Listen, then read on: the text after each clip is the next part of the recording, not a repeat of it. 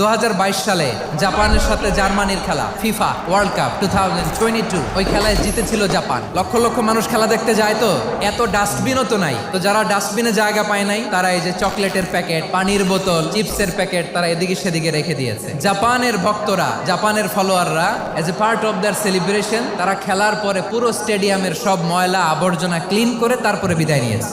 ছোটবেলা থেকে Japan government ওদেরকে এত পরিচ্ছন্নতা শেখায়। ক্লাসে আমি দেখেছি, ক্লাসে নিজের বেঞ্চ নিজে মুছে, নিজের ক্লাসরুমটা নিজে পরিষ্কার করে, রাস্তাঘাটে একটা ধুলা নাই, ময়লা নাই, একটা টিস্যু নাই। খেলার পরে গোটা বিশ্বকে তাক লাগিয়ে দিয়েছে। জাপানের ফ্যানরা সবার রেখে যাওয়া গার্বেজ, টিস্যু, বোতল পরিষ্কার করে তারপরে স্টেডিয়াম থেকে বিদায় নিয়েছে। তাদেরকে কি ক্লিন করার দায়িত্ব দেওয়া হয়েছিল? তাদের আকল, তাদের সিক্স সেন্স তাদেরকে বলেছে। চিন্তা করছেন? তার মানে জাপানিজদেরকে যে গ্রুমিং করে শিখানোর মাধ্যমে পরিচ্ছন্ন বানানো গেছে, ওরা যেমনি মানুষ আমরাও মানুষ, আমাদের সন্তানদেরকে শেখালে তারাও পারবে কিনা?